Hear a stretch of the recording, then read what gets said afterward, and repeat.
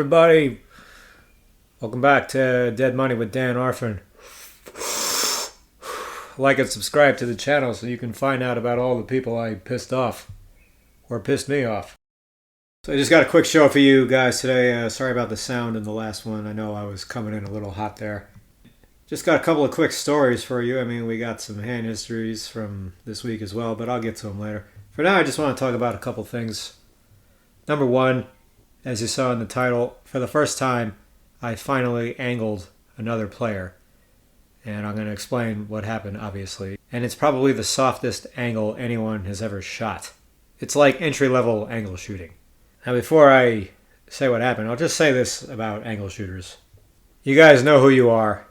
And if you die an excruciating slow death, I will feel about as little sadness for you as I can possibly feel. I mean, there's just something that is just so dirty about angling people at a poker game. It's pathetic. It's like, this is what you set up thinking about looking for spots to do. I mean, it's just horrible. Anyway, so it's quick. I'm in a single raise pot, 3 ways, $60 in there. I got ace high, queen on the river, all checks, flop and turn, and the big blind checked. It's on me. There's a fish on the button. I couldn't get much of a live read off him. I wanted to believe that he could have anything still and doesn't have top pair that much. So I bet 60. Takes a little while, and he calls. Now right after he calls and I start to turn my hand over, he says, "You got a flush?" And I said, "Yeah." Did I have a flush? No. I overstated my hand. Did everyone know I was overstating my hand? Yes.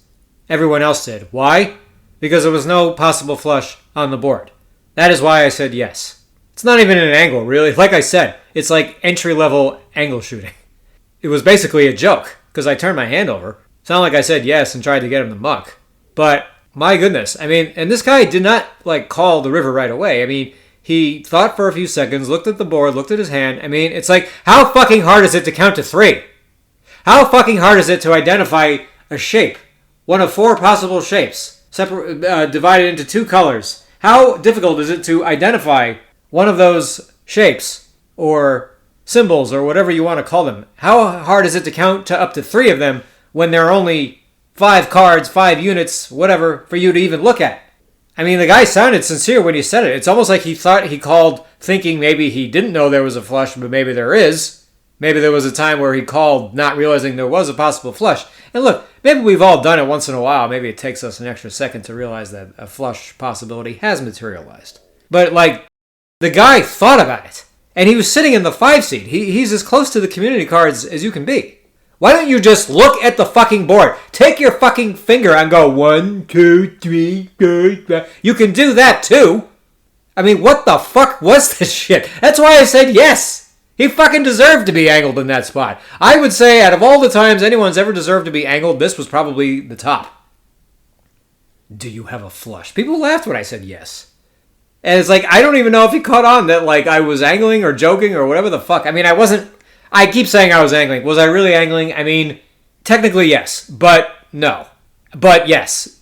And I was glad and I can't wait to do it again. The next time someone asks me another question that's stupid in the next 20 fucking years. I mean, look, we know a lot of people have had some really ugly experiences at poker. We all do eventually, but it's like, this is just plain fucking stupid. I mean, I could go on and on about it, but what's the point? The guy asked me if I had a flush on a board that had 3 different suits on it. Okay. Maybe even all 4. I didn't count. Once you identify 3, you're good, you know? Wait. No, that's not even true. You could still have a possible flush with 3 suits out there. Fuck it. You know what I'm trying to say. Anyway.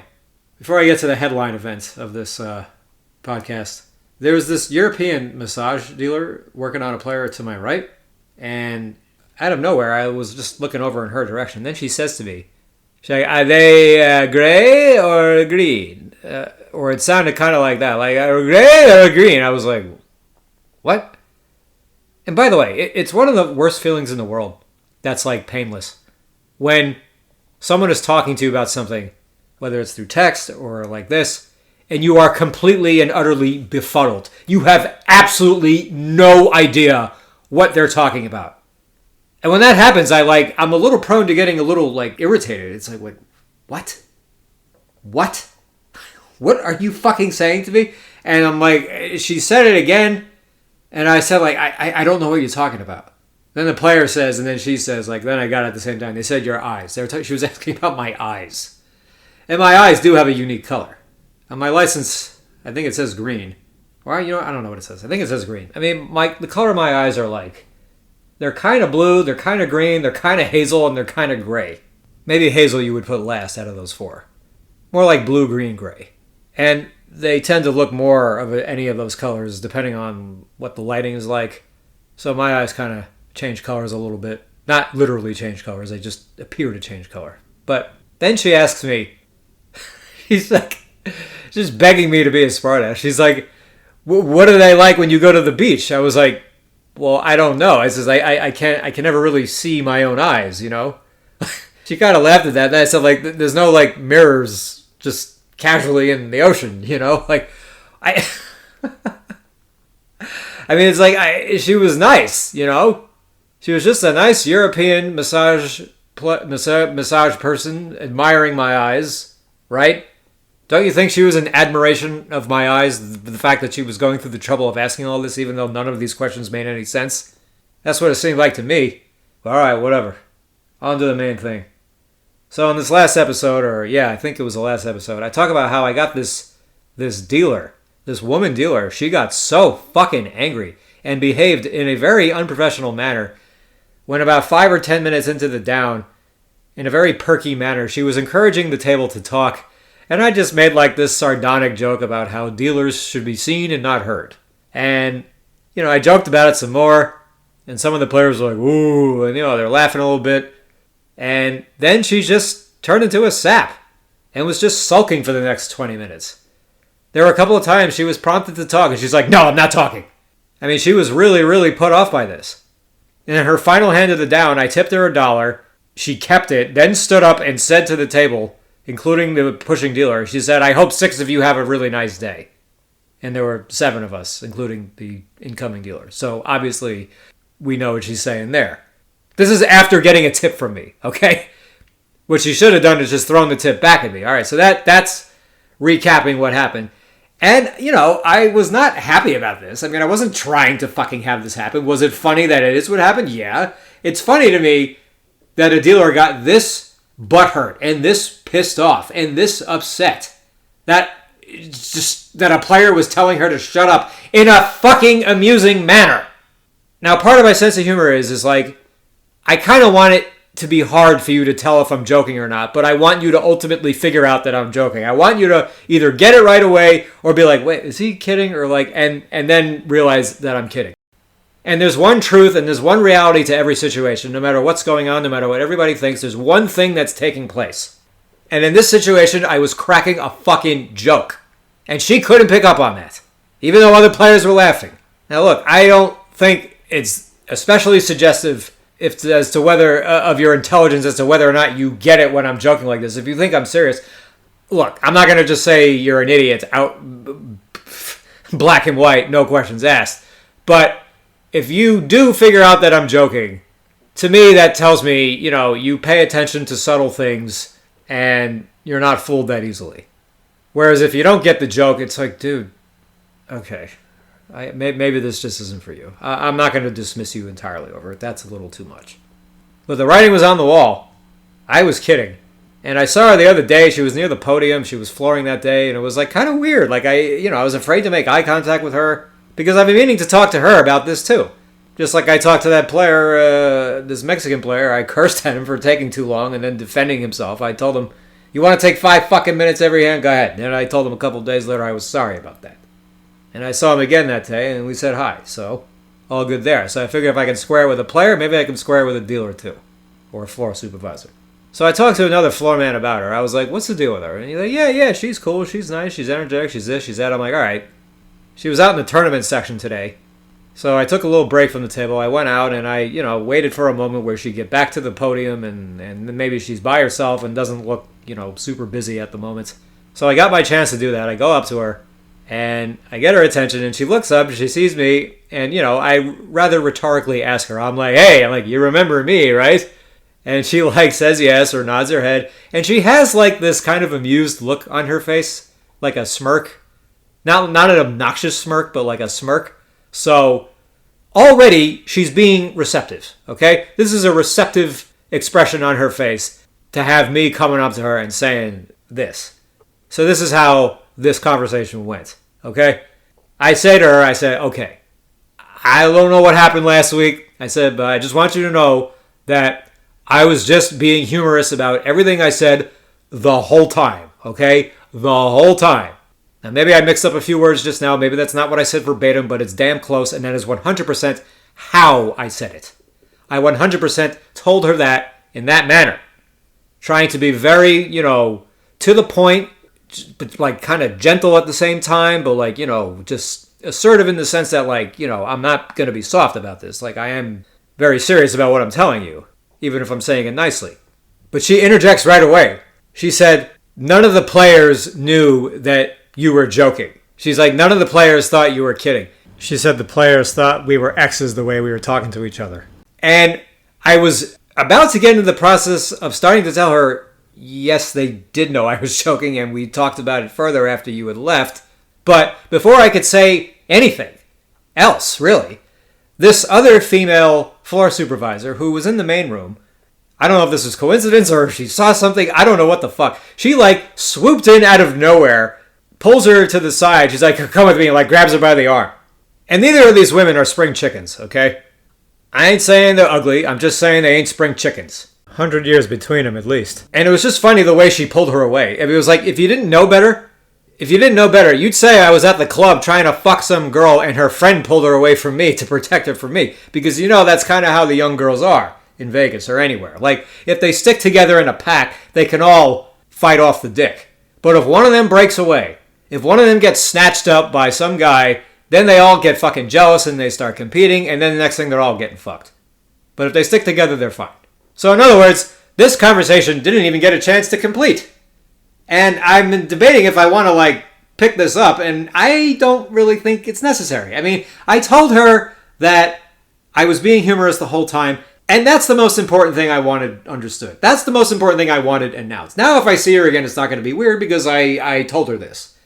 And I'm not sure it's even necessary or even worth it to try and get any more production out of this conversation because she is every bit as unreasonable in our very brief, limited, incomplete exchange as she was at the table.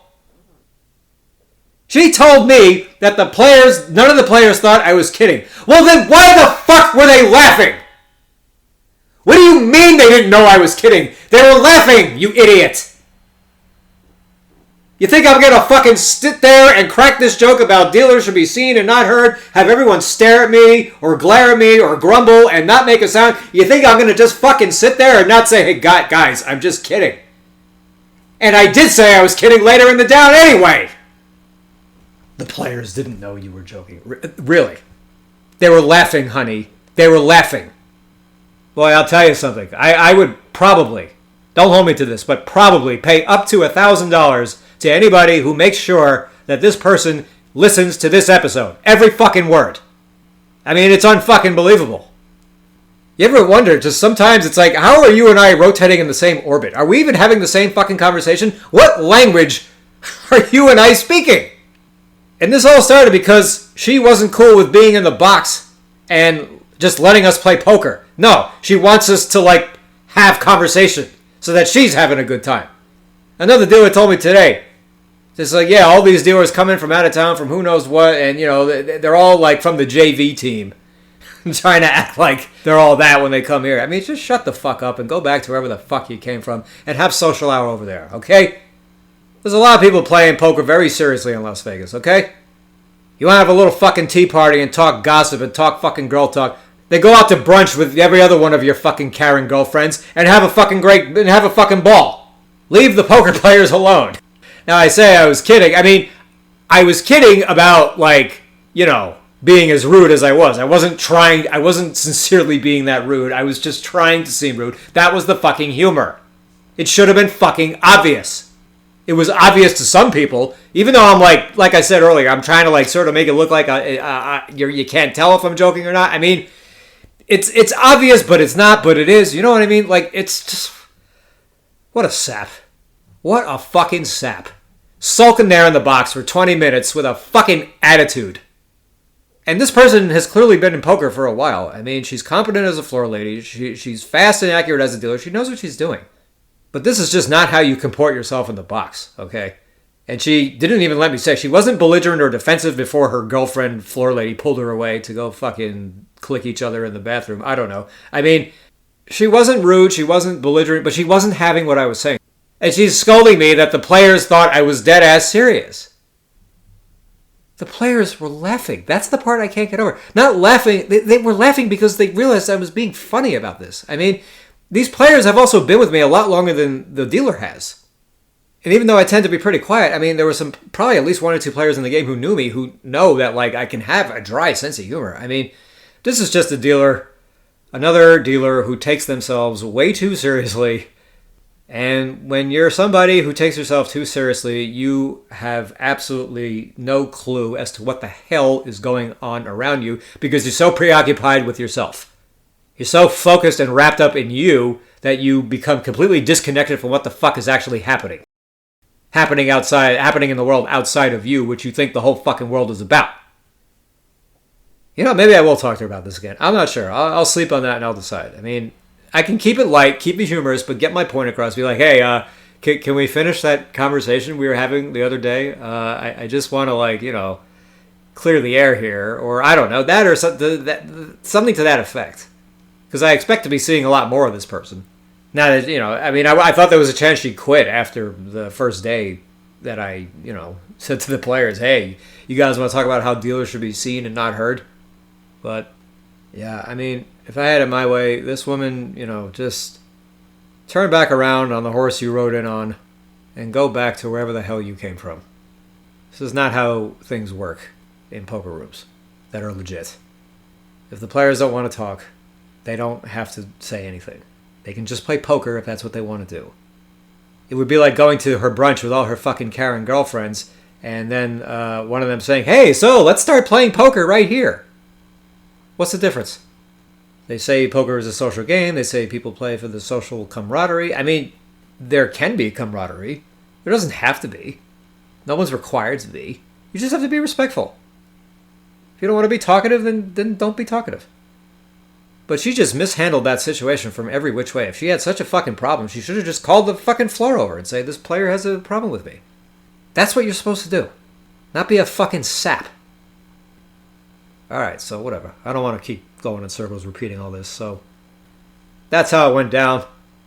She told me the players didn't know I was kidding, even though they were laughing.